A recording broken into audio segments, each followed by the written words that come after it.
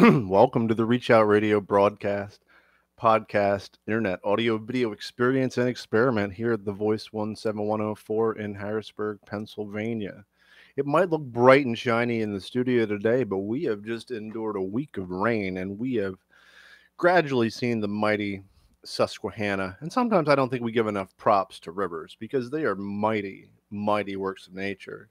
Just about to overflow its bounds. In some places, it already has. So sometimes you just got to step back and just give a nod to, the grandiosity and power of Mother Nature. Because, if that rain comes and the river rises, there's only so much you can do. You say sometimes? Sometimes. It's that loss of awe of Mother Nature that causes us our problems. Yeah. Our egos is bigger than Mother Nature, and consequently, we don't respect where we should. But you're right. That river down here in Harrisburg is supposed to be a shallow river because it's so wide. And you say now it's what, 17 feet, Right now, I believe it's 15 feet. 15 feet? But by Thursday, I'm not sure if it's going to rain more. It might, to be honest. They said it's supposed to stop today and start again. Great. But by Thursday evening or Friday morning, it's supposed to reach a max of 18 feet. Now, compared with the mighty floods of 72, which was 32 feet, it might not seem like a whole lot, but it's a part where you're going to get a little flooding. If you live right by the river, you're going to see some flooding. There's some serious flooding going on all around Pennsylvania. I saw a report from Hummelstown just up the road.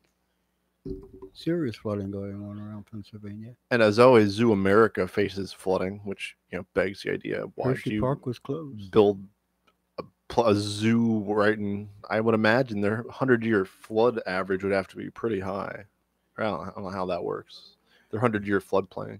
It doesn't work any. I mean, what? And we're here. I'm looking at what you have on this outline in terms of discussions today, and the first one has to do exactly with the Earth. You know, and what do we mean when we say 100-year flood? You know, I don't well, think that scale works anymore. well, no, and it only works within our experience. You know, and our experience is very limited. You know, okay, so they had a flood like that 100 years ago. How many floods have we had like that in the past 10 is a better question. This is the question is, what state is the Earth in, and that will set a new expectation.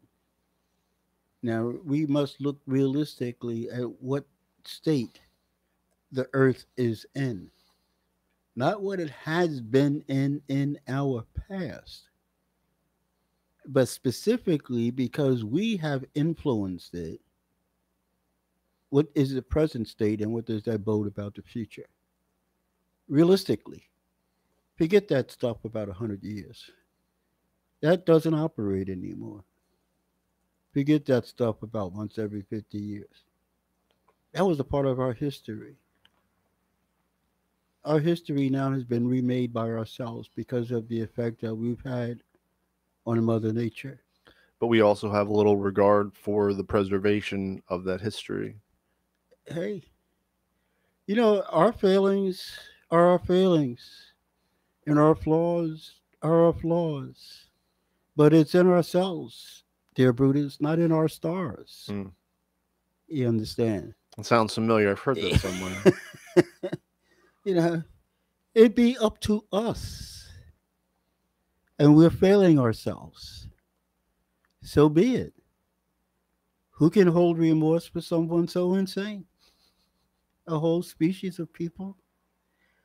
You know, I was looking at some interesting little statistics about the Earth and the biomass, etc. We were taking a look at the history, the natural history of the Earth last year in our after school program.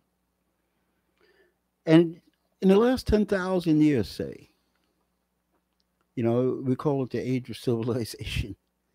Uh, the human beings have reduced the biomass of all other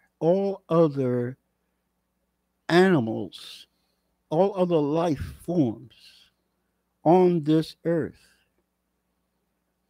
by 6 times. 6 times. Wow. There's 6 times fewer elephants. God That's knows how many species that there's 6 times don't exist anymore. I'm gonna say. I bet that is an average across many species. I bet some species it's 1,000 times Yes, or an infinite right. time because we've But that's been our influence in terms of the whole biomass on the earth itself, counting all life forms. We have reduced that biomass by one half. You know, all the forests and all the critters that lived in the forest and all those other life forms that were on this earth and within this biosphere. We have reduced the whole biosphere as a whole, birds of the air, fish of the sea, mm, insects under the ground of course by one half. they're going to be the survivors after we're done with it.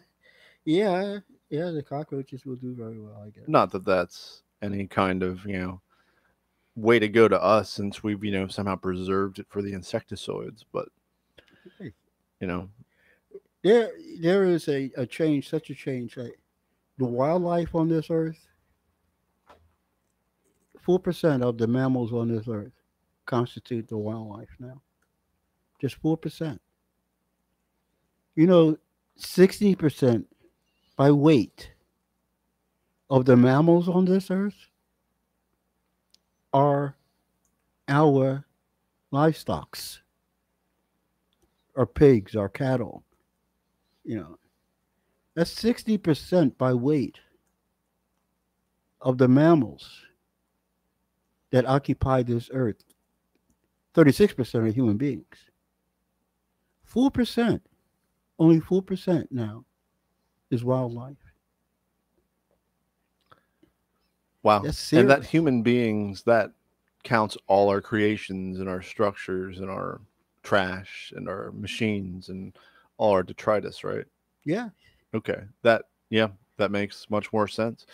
And we've mentioned similar statistics in the past. Like there's a year, I believe it's 2020 or 2050, where the amount of plastics in the ocean will outweigh the amount of marine life in the ocean. And that's If keeping a constant if line of there if there marine life. if there is still marine life. Going to say, as we've seen in Yeah. certain marine ecosystems, that has taken a severe nosedive much faster than many people Yeah. anticipated. Right. So that's just going with our current trends. I think we're well on the way to surpassing that. Everything that we thought, even the most progressive thought, in terms of the models that we have created and the kind of thought patterns that we had looking at things, we found was too slow, not rapid enough. Yet the Earth is doing this thing a lot faster than we ever calculated. Something that we said would take 20 years takes 4 years.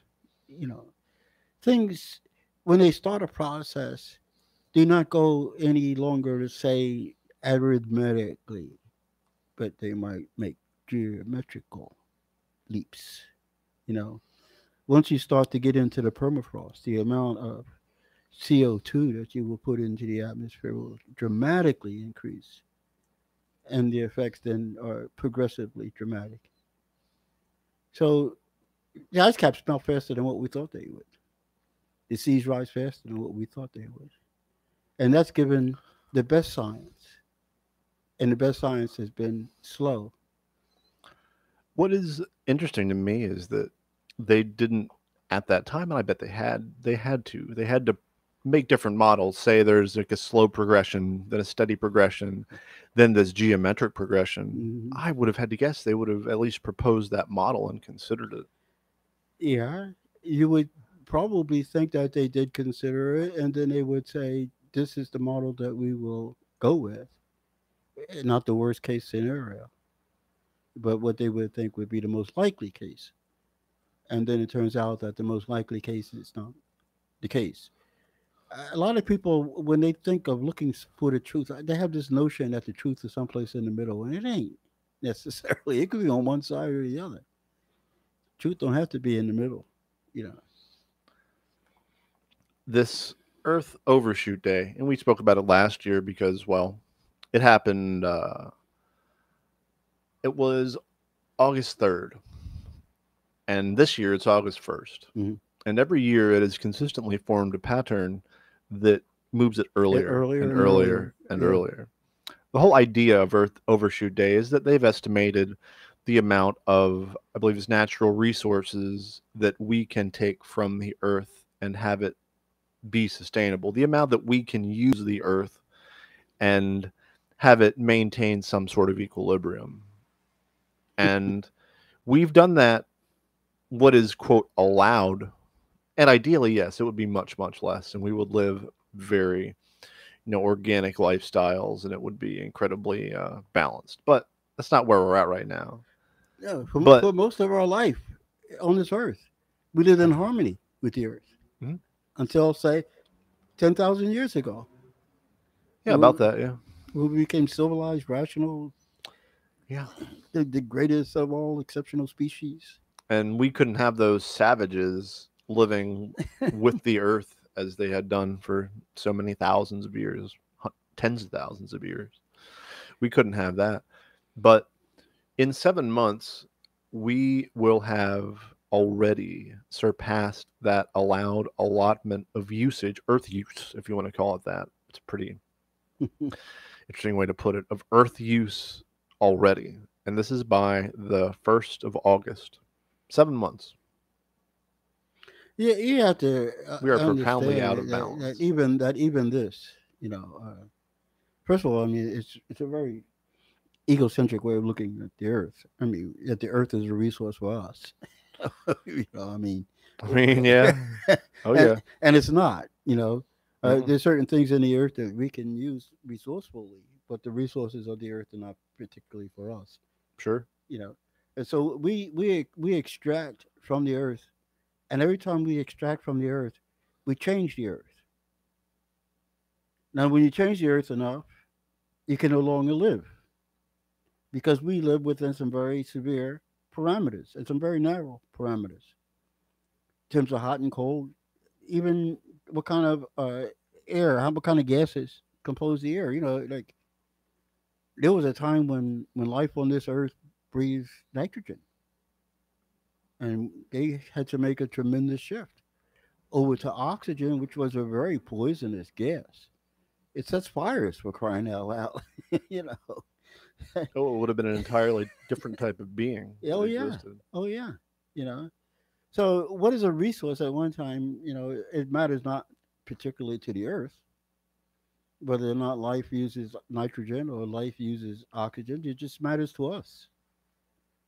So the only people that it hurts, the only, well, not, I can't say it that way. It hurts all of life that we can affect, like all these mammals that we've destroyed.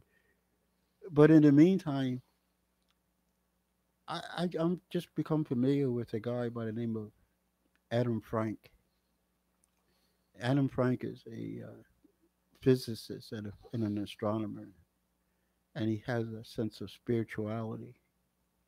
And he has a book out called Light of the Stars, and he describes the biomass of the Earth as being in a experiment conducting mode. That okay for a long, it likes life, you know. It will go and play around with all different kinds of forms of life. That's what the biosphere, the biomass on the Earth does. It plays around with different forms of life. It's animated. It's It's a, animated. Yeah, it's a, it's alive. you call it a It's spirit a without, if you don't want to spiritual. add the Yeah, yeah, connotations, but I would call it that. yeah. Like it had the dinosaurs for a long time. And then things didn't work out because, well, extraterrestrial uh, accidents, I guess. Uh, Oh, I thought you were going to go way out there and say it was extraterrestrials.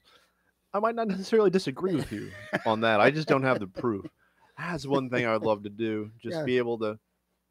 I always think the idea of a time machine where you actually have to go back and interact with the world back then is, well, it's incredibly dangerous, but it's also incredibly egotistical. Yeah. I would just like to have a like some kind of vision, like I don't know, like something you could look back in time and see how it was, see how it really was hundreds Mm. of millions of years Yeah. ago. Oh yeah. Because I don't know, I think for the most part we kind of know, but I feel like there's some times during the dinosaur times, Uh-huh. especially, where I don't know, things are a little more complicated than we think. But I have Well, no proof of this. This is uh, just me. This is just me thinking out loud. life forms have always been complicated after they got sophisticated and they formed groups and families and all that other kind of stuff. I mean, That's what I mean. I think this what we have now is the natural next step after you get to a certain level of complexity and well, socialization. this is what Adam Frank talks about. Basically, he believes first of all that we're not the necessarily the first and certainly not the only civilization that exists in the universe. Oh, of course not. Now, he makes the argument, of course, that around every sun there's the planets, and basically that gives us what they call the Goldilocks space. That space that's far enough from the sun that you don't overheat, and close enough to the sun that everything doesn't freeze, where life can exist because water can stay on the surface. The the Goldilocks zone is what they call it, and he figures that there's 30 million trillion,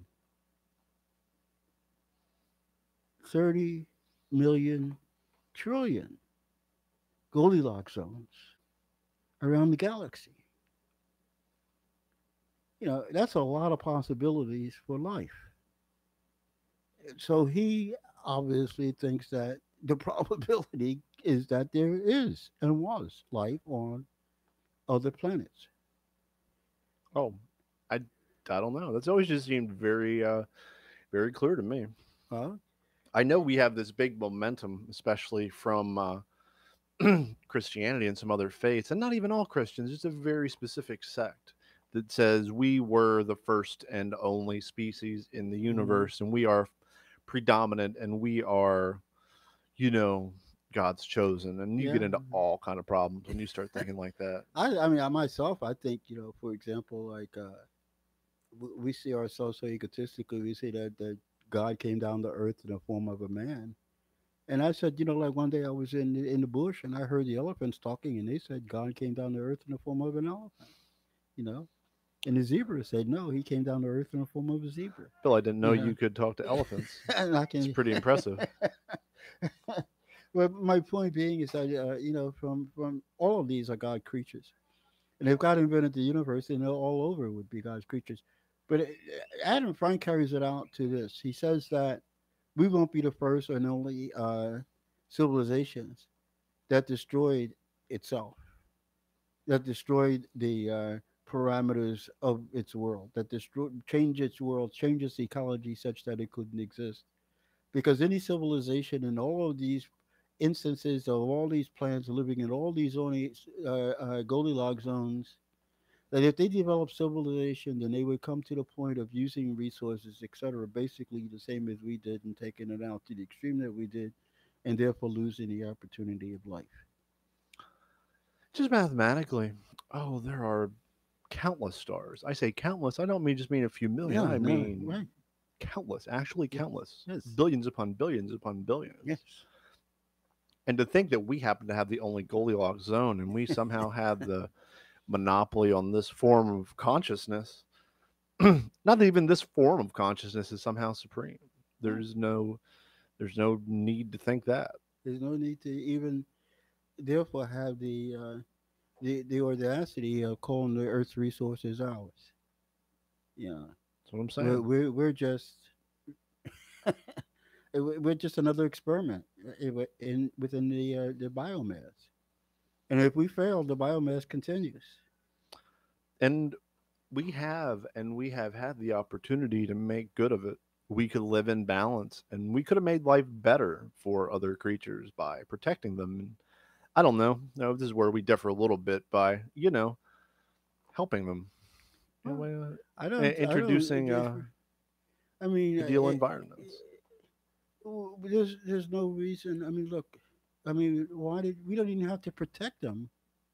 If there's nothing from which Yeah. to protect Or them. right. I mean, We were living in harmony with them. I was when you go to a place where people live, where there's wildlife, the people aren't afraid of the wildlife.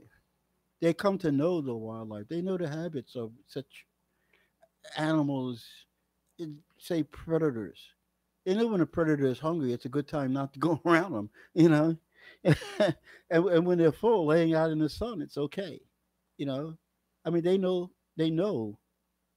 Yeah. their environment, and so they have learned to live in the environment. But we who live away from any kind of environment except that which we create are afraid of everything, you know. So we go and build a home in the mountains and become afraid of bears.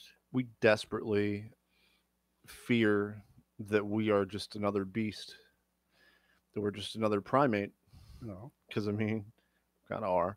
Well, So, well, so as you often say, like we go to the woods and we build the home, and the bear comes back and he haunts us. He just seeks to, you know, take us out of our home, to terrorize us almost. But that's where he lived. That's where he lived first. yeah. Well, It was his spot. he comes to visit. This is where I had my first date. Brings his son. Hey, this is where I met your mom. Uh huh. Yeah, what's that, Dad? Oh, somebody built an A-frame there. But your mom was like right over there. Where that, yeah, where that house is, right by that garbage can. That's where I met your mom. Yeah, that's awkward. That's an awkward conversation. Yeah. I'm trying to say basically that they all have life. They all have spiritual life in some form or another. I mean, that sounds strange unless you're an American Indian and recognize the spirit of the eagle. No, but to just imagine that we are the only ones who have some kind of spiritual life, or to think that ours is best and most important, it's incredibly egotistical. Yeah, yeah. Well, they used to actually burn people for saying things like that. Uh, they used to put you on the rack and stretch you out. I don't understand that kind of fear of ideas and thoughts. If your idea is the best, why not just let it fight for itself? Why not let it, you don't have to conquer by the sword. So he says in this article here that our economies are running a Ponzi scheme That is absolutely true. with our planet. Hmm. And that's been the case for some time. Just, you know, you don't get something from nothing. These ever increasing profits must increase from somewhere. You Mm, have to be taken either from the land or from the people. And I feel like they do it from both. mm. It's So, that late stage blood capitalism. That's where we're at. so we're making it impossible, therefore, for us to continue to live on this one planet that we can visit. I'm not one of these people who thinks that we can go to a faraway star or the Titan or something like that. You don't think so? No, I don't think so. I think if we did and we had the same mindset, we'd screw it It up the doesn't same matter. way we're screwing this Yeah, place up. well, but I just look at time and all that kind of stuff that's involved in that kind of travel. You know, time and space and those distances, those unimaginable distances, are they're beyond us. We like to think that we can do anything and anything is possible, but overcoming time and space. But also the idea that anything is possible has led to some of the greatest catastrophes in this You got planet's that history. right. We rule. Yeah, I mean, we can't just allow this kind of thing to progress naturally or organically. We gotta get in there and give it the old 1-2, like the whole space race. The idea of the space race in the '60s, and yeah, sure, it's inspirational, blah blah blah, all that. But the only reason we were really all that up about it was because we were trying to compete. It's a competition with Russia, the Soviet Union. Come on. We couldn't just do it for discovery's sake or science's sake or whatever. No. No, that wouldn't get public support or funding. Apparently, we got to have an opponent. We got to be fighting him. I was always upset because I always came back. I mean, obviously, when you look at the class that I come from and all that kind of a thing, and I see somebody. I mean, it doesn't mean anything to spend $1 billion to go into space to put a little thing that can roll around on its four wheels on Mars, you know, and watch hungry babies here on the Earth. You know, if we have a choice about appropriating money to go into space or appropriating money to feed human children, I've always been upset that we chose to go into space. You know, I said if we take care of the problems here, then we can go into space. But we don't take care of the problems here, so I'm not I'm not ready or willing to spend all that time and energy and effort to go into space when my role right here is just feeding people who have hunger issues. Yeah, that's fair. It's a very fair point. So They, some of these solutions they suggest providing cutting driving in half. yeah, Great. Replacing a third of car miles with public transportation. you can't get an American to give up his car. We were even talking around here earlier this week, and I was just saying that there's so many ways public transportation could be used in Harrisburg, Hmm. and yet people have no interest in doing so. People would rather spend tens of millions of dollars on building new office buildings in downtown and renovating Restaurant Row. They would rather not. I don't know. I always thought cable cars would be cool. I don't Yeah, know. We could bring them back maybe. yeah. One of the best forms of transportation that we ever had was the trolley car. And why did it go out of style? Why did we have to stop Yeah, using it? just like the sailing ship went out of style. That was a great. Yeah. Could you imagine the sailing ships that we could make today with computers telling us how to set the sails for the wind? You mean just built out of wood? No, if we built them all out of wood, then we would have to keep cutting down the forest. But the materials that we have available on True. the earth that's already extrapolated from the earth that we could reuse, whether you're going to make what kind of metals or whatever that we have, take all the cars, junk cars, and make new ships out of them, That might work. hey, and put new sails on them, and let the computer set it to the wind, and we can really go fast and carry a lot of cargo, and then we won't be, corrupting the seas. I mean, where else can we go? Why can't we go backwards? Why do we have to keep going where we think is forward? And on the time space continuum, I don't even know time has forwards and backwards and stuff like that. It's just our imagination is only forward. But there are a lot of things in the past that are very good and should be brought back, and a lot of things in the present that we shouldn't even consider anymore. I always like the idea of airships, big old Airships, yeah, there dirigibles. was, yeah. They didn't have to make them out of hydrogen and have them explode or anything. By this No, point, we could be doing a lot better at we would have been doing very well with them. You know, and they were amazing. You want to talk about going in style? No, we don't have to do things the way that we're doing We it also don't have to get from one end of the Earth to the other in in 24 in hours. half an hour. Everyone's trying to go faster. Heck, look at the crazy hyperloop that Musk is trying to build. The fact that you're trying to get across the country in like half an hour You through know, tunnels you dug through the earth. yeah, yeah. How stupid is that to me? I've traveled across this country. I've traveled across this country, say to California or Washington, by car, by bus, by train, and by air. You know, Yeah, and by far the least impressive way is by air. I mean, you get in an airplane at an airport, and you get out of an airplane at another airport that looks like the other airport, and everything in between is missing.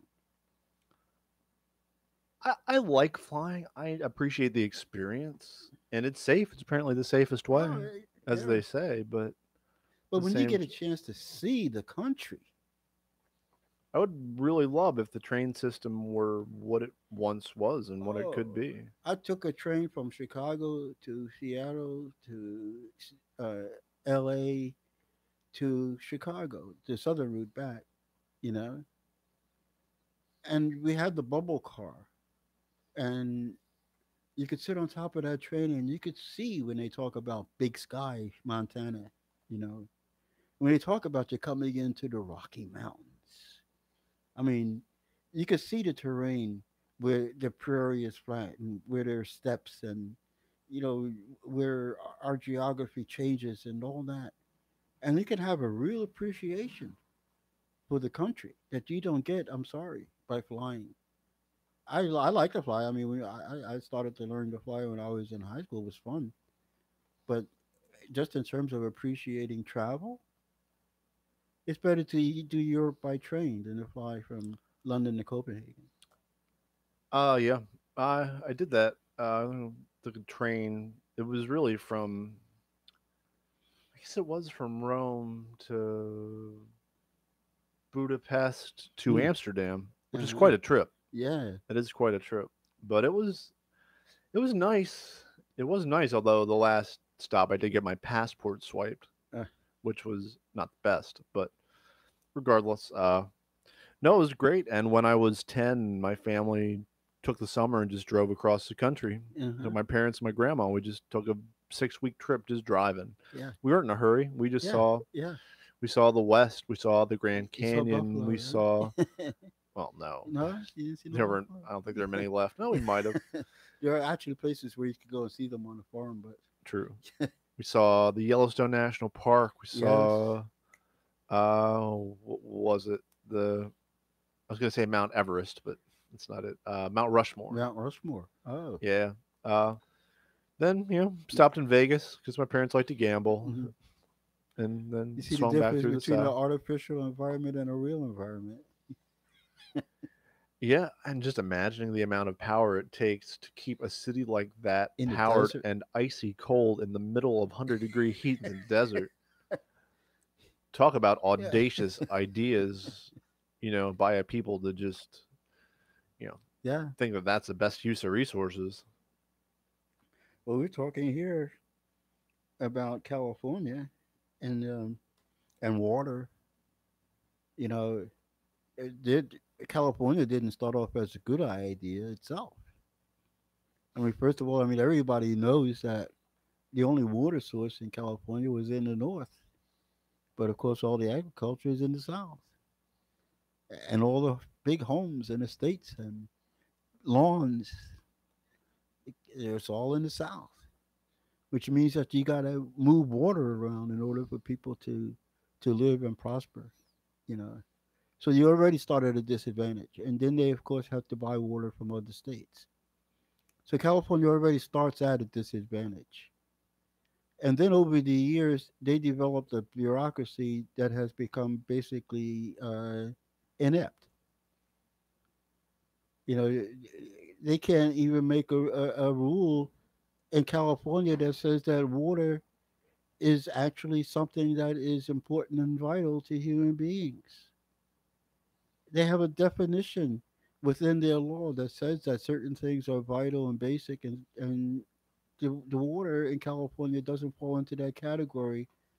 Consequently, when they try to make laws, for example, to set up reservoirs, they have to meet criteria that's different than that if as if it were a vital something that we needed. You know, they don't even know where water fits bureaucratically into the law.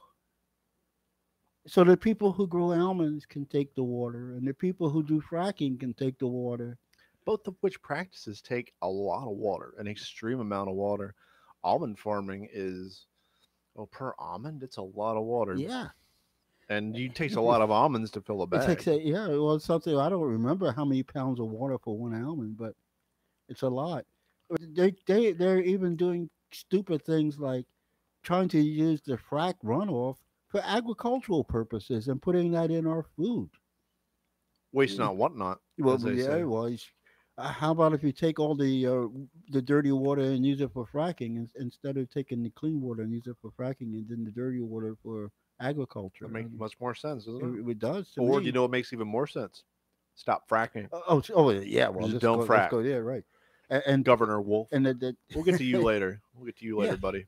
But you know the orange growers. I mean, I was listening to a couple of orange growers the other day talk about how their family started. You know, back in the early 1900s with one of the original orange groves in California. You remember when they went out there to start this thing called Hollywood? There was nothing but orange trees around there, and that's when his family started growing oranges. But he says that he don't expect that his kids will be growing oranges because every year the water problem becomes more and more severe. Every year the amount of water that they have access to becomes less and less. And big reason is one of our friends of the show, of course, Nestle. Nestle is a Nestle, big perpetrator absolutely, of water rights there. absolutely.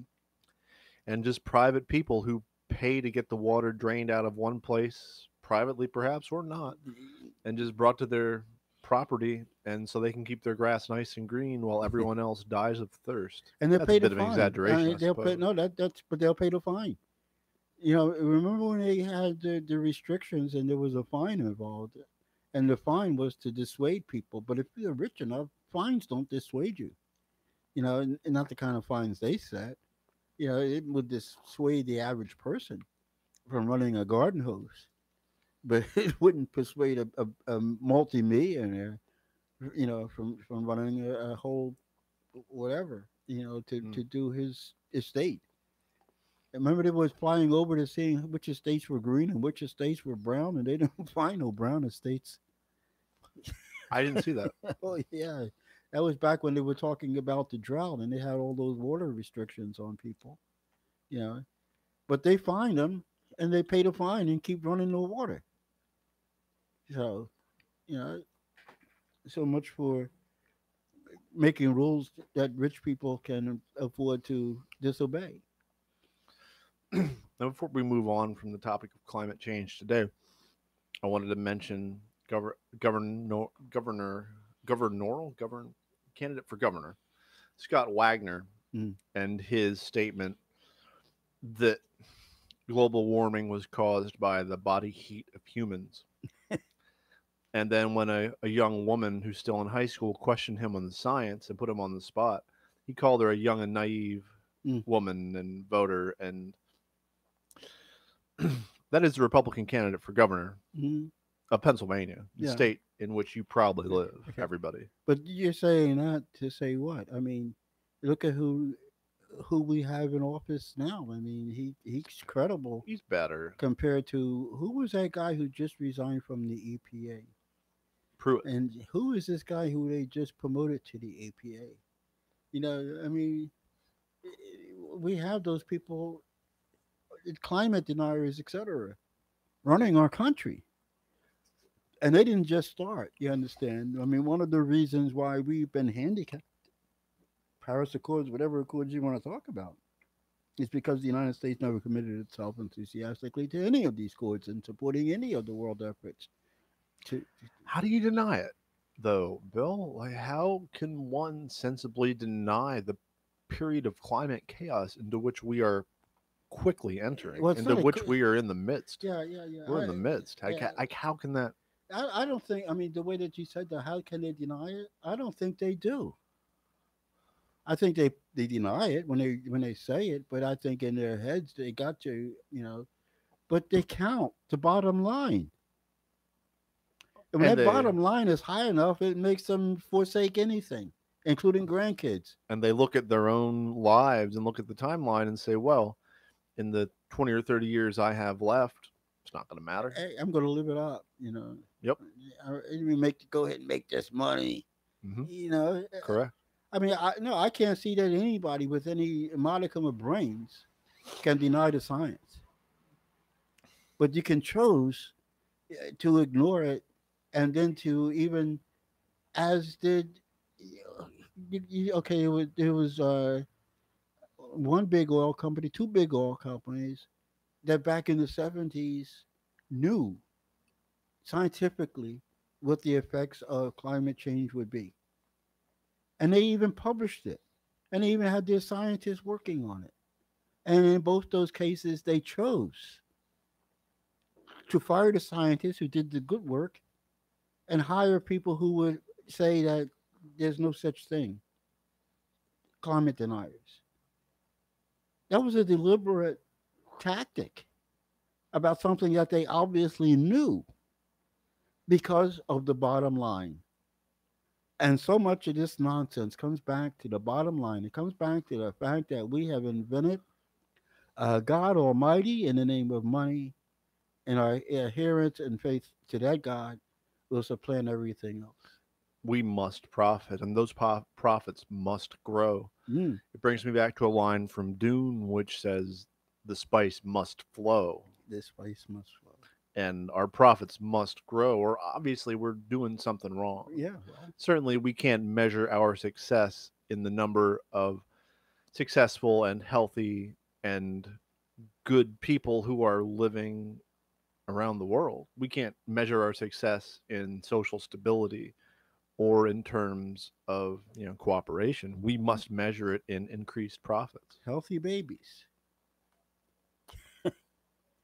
How about that? How could you be the wealthiest country in the world and have a childhood infant mortality rate of that of a third world country? I was going to say, it's not even the fact that it's the lowest amongst the industrialized countries. It's right amongst those Yeah, third world banana yeah, republics, right. like we like to call them. Yes. It's right there. And no wonder, as we consciously take health care from people, we make it harder and harder to get covered. No wonder. And that's about what? Money. hmm It's about money, but it's also about creating a sense of hopelessness in the lower class Yeah. and creating the idea that anything that's given to someone is a handout. That's nonsense. They take handouts all the doggone time for themselves. I mean, look at the $12 billion handout they're giving to farmers. I love this. Oh, well, see, that was an interesting one there. I love the way that they the narrative that they play. I watch CBS and I watch NBC on this one. You know what I'm saying? Yeah. The first thing they start off, they say Trump is taking your tax dollars and giving it to farmers. Now, wait a minute. I say, when they were giving it to the fossil fuel industry, when they're giving it to corporations, they don't tell me. When they're giving it to the weapons industry, they never start a line by saying they're taking your tax dollars and giving it to etc. You understand? And then they put on these couple of farmers from Pennsylvania, even, and the farmers say, "No, we don't want this free money. We would rather sell our goods." And they present those farmers to us as if those are the farmers. Farming in America is big business. Those guys constitute some of our farmers. But look at our major farmers. They're big corporate farms. They are. You say big, let's not underestimate the scale of that big. It is huge. It is Huge. gigantic. It is immense. And they take subsidies all the time. hmm Those rich farmers have been taking our tax money, and they never called it that. They called it farm subsidies when they wrote farm bills, and hmm never told us that it was going to the richest people in America. Yeah. You Wow. understand? Yeah. But now they're going to tell us, because of their political animosities towards the current president, that there's something different. I'm sorry, but really? I can remember giving farmers money to keep corn in their silos, not to sell the corn. The free market is a great concept, but it's never true. It's never, ever true. We're playing these games with tariffs and this and that. You know, Trump is a game player just like the rest of them when it comes to this stuff. But the rest of them are playing games too against Trump or with Trump, whichever side that you happen to be on. You know, and y'all are fighting this stuff out because y'all are fighting because what? Because China might do something. Because China is making these inroads. Because China is the number two economy that's growing. You're growing to become the number one economy, and you just think, how are we going to continue to make money? Hmm. And that's the whole thing that it comes down to. How are we going to continue to make money? It's always a thing, isn't it? Okay, we could force them to buy our arms. You know, now can we force them to buy our aluminum? We told Europe that they better buy our gas and not take that Russian gas. It's all. I mean, this is what we're arguing about now. Hmm. You know, we're not arguing about subsidies here and there. You know, that's a tactic within this game. And $12 billion, you know, happens to be the amount that they are playing with right now. But $12 billion, more or less, within the long range of this argument, is not what this argument is about. It's about who's going to make the money and who's going to keep the money. When, yeah, no, it's quite right. And just back to the general theme, like, I mean, maybe the idea of taxes isn't that great in the first place, but it's not your money. Like you contribute to the common good, and you undoubtedly see so many benefits from it, regardless. It, If you believed in the common good. and that's yeah. How how can't you? Well, how can't you? I mean, we've had a nation for all these years that haven't believed in the common good. I got mine. That's all I need. Hey, and let's go on to it tomorrow like that. We're talking someplace in this thing today about just the notion like, how could you have $1 million, $1 million? How could you have all that money and deny me food stamps? You understand? How are you going to call me a freeloader because I have to eat? And how are you going to Yeah, consider someone a freeloader when Jeff Bezos, the person who's trying to deny people these entitlements, that's another good one, who's trying hmm to deny people those entitlements, is making $50 million a day or something crazy and refuses to pay his workers a living wage. yes. You know, with this new law that they're trying to pass in the House, it says that if you work less than 20 hours a week, then you're not entitled to food stamps, to SNAP. How's a single mother with multiple children supposed to Hey, do it? if you have a job working 20 hours a week and they cut you down, then you're not eligible any longer for SNAP. Now, I know people, for example, that can't get a job working more than 20 hours a week. I know people who go to work and beg for hours. And I'm talking about cashiers at local supermarkets. And they give them 20 hours, 18 hours, because that's their business model. I'm talking about your Walmarts. I'm talking about even Giant Foods, which is good to us on the one hand, but I'm talking about a poor. I think it's a poor system. And if you That, set up this guideline, how long is it going to be before employers get incentives to schedule people for 18 hours a week just so they don't get on SNAP benefits? how about the fact that Walmart pays people less than a living wage and gives them the application for food stamps, advise them how to get on it. Now, if they're not going to give them the income that they need in order to have a living wage, you know, then why are people working? What are we working for if not a living wage? Even Teddy Roosevelt, surprisingly, despite being one of the bigger imperialists and just, I think, generally meaner presidents in the course of history, even said if a man, well, he would have said man, but if a Mhm. person doesn't at least have that wage in which to barely survive and to have some time to recreate with his family and just to Yeah, yeah. live a good life, Yeah, then his cousin Franklin put that forward as the new Bill of Rights. those notions. And then he died, And then he, unfortunately. well, of course, but he put that out. I mean, that was a part of his. A living wage had to be guaranteed to every working American. That was a part of the Bill of Rights that was proposed. Wait, we're talking what, 1939? Probably. And as we even just compare ourselves to other nations, other industrialized nations, as we like to call them, somehow denoting them, greater measure in the world, but just to compare the U.S. to them, like there are extensive social safety nets.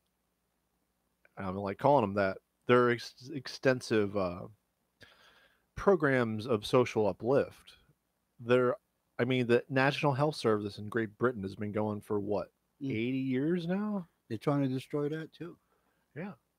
And Yeah, these the capitalists. Canada has one of the Canada. better universal healthcare programs there are. And we're trying to convince them to destroy that one too. And now we have places like we have companies like Pinnacle Health who are just going around buying all the hospitals. So if that inevitable moment comes, they'll be so entrenched in the infrastructure of the healthcare industry that you're not going to be able to kick them out Hmm. unless you, well, unless you take over. I'm not suggesting this, really, really, but I'm not, I guess. Mm, that's where we are. Yeah. So you've heard about the murder of Nia Wilson in Oakland? I didn't hear about it until I read this. Yeah. These two sisters and then another person was were all I believe it was knife attacks on the BART Bay Area Rapid Mm, Transit yeah. in Oakland, California. And apparently this man who I don't know if there's any definitive proof yet, but he was said to be a white supremacist and he was also said to befriend people of color just to get close to them and to, you know, I've met attack them. people like that. Yeah, yeah, likewise. But yeah, this attack on the 21st of July, and Nia Wilson died, and Latifah, her sister, I believe she's still in critical condition, Mm. and I mean the resulting protest was extensive, and it also brought in the Proud Boys, if you're familiar, like the militant. Proud I'd call Boys. them far right. They are white supremacist, and Proud Boys. they came in to counter protest the stabbing death of this young woman and the stabbing, of her sister. Like how do you counter protest that? Are you for stabbing? Apparently Yeah, you are for stabbing sure, of minorities if sure. you're in that protest. There's a lot of people in America like that. Yeah, It's the idea that's put forth that what if you can stab them, do it. yeah. Well, there's a lot of people. We see that every once in a while come out in the American spirit. You know, when that guy sat on the subway and shot those two black guys. I can't remember what his name was because he said one of them asked him if he had a dime or if he had a dollar or something. Uh, but how about this guy Michael Dre Dragak or something like that? This white guy who, when this black woman pulls her car up, this is Florida I'm talking about. This is Clearwater, Florida. You know, Pinella County. I say that because there's going to be a sheriff involved. And this woman, Miss Jacobs, she pulls up, and this guy, Michael Dreka, I think it's pronounced, he tells her, he harasses her, he very negatively harassed her. I'm trying to get her to say it in a way that I don't have to cuss. But her boyfriend had gone in the store with their 5-year-old son, and he comes out and he sees his girlfriend being accosted by this man. This man is harassing her because she parked in a handicapped parking spot. Now, granted, I would assume she shouldn't park in a handicapped parking spot. Yeah. But this guy apparently hangs around with his gun, harassing people all the time who are black people for parking if they park in a handicapped parking spot. There's other people who came forward and say the same guy harassed them. What a life. Well, the black guy, he comes out of the store. His name is McLaughlin, and McLaughlin comes out of the store, and he sees his girlfriend being accosted by this white man. He goes over and he pushes the guy. The guy falls down to the ground. And you can see the video. Once the guy falls down to the ground, he's backing up. He's not attacking the guy anymore. He should have gone and kicked him in his face and he'd be alive today. But once the guy is on the ground, he moves, he backs up. It's over. He's trying to retreat with his girlfriend. The guy pulls out a gun and shoots him. He goes in the store and he dies in front of his 5-year-old son. Stand your ground is the law in Florida. And the sheriff says that it is obvious that this man had to shoot him to defend himself. And this is a guy who's backing away from you. And you got the gun. And he is unarmed. Wow. But you have to shoot him to defend yourself, according to the sheriff. Stand your ground. This is a law. This is the state sanctioning murder. It did so, of course, going back to Trayvon Martin, one of our first realizations of this law and its effect. But it continues to this day that our state, a state, and several states can have so little regard for human life that in a situation where one man is pushed to the ground, he's allowed to shoot his unarmed, let's call him an assailant, who is backing away from any further attack. And he would undoubtedly say it was self-defense. It was self-defense. He had to defend himself. I tend to believe that any act of self-defense that ends in the murder of the person against whom you were defending yourself should be very closely looked at. It should not just be carte blanche. If you don't have to absolutely do it to protect your own life, why? Then there's no reason to. Why does this guy carry a gun and go around harassing people? Well, he's a violent racist. Obviously, to me. Yeah. The problem starts there. If he has a beef about somebody parking in a handicapped parking spot, there is a credible way of handling that. It's called using the law. You can call the police. You can call the police. Probably get you can write down. You can report it if you want to, but you can't go up to that person, harass, and accost them. And if you do, then as far as I'm concerned, you're the instigator of the results, not the person who came out and defended his girlfriend. We have a very unhealthy relationship with guns in this country. We think they are our birthright, and we think that sometimes we're still in the OK Corral. Oh, this guy was looking for somebody. As far as he was looking for an opportunity, and he found him. And so was this man in Oakland, John Cowell. White supremacist, maybe. We'll see. Almost certainly a racist, but almost certainly on the lookout for a situation that would allow him to do violence. A white supremacist is a person who has a particular belief that white people are better than black people. Is that a definition of white? Yeah, that's how we can use it. And so why is it, white supremacists commit murder? I mean, why is it that you kill the person who's less than you?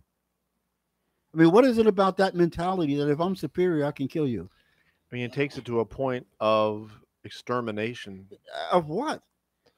Of the other. Yeah. That everything is... because the other is a what to them? A threat to them for what?